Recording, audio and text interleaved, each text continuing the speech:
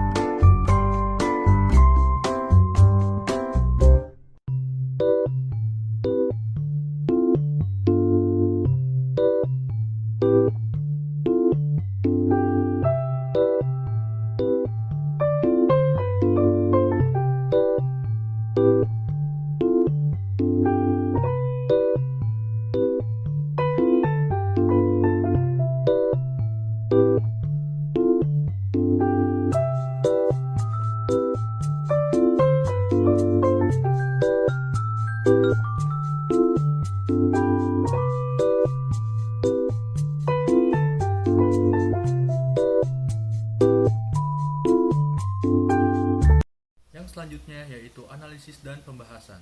Kimchi memiliki karakteristik aroma yang asam dikarenakan proses fermentasi.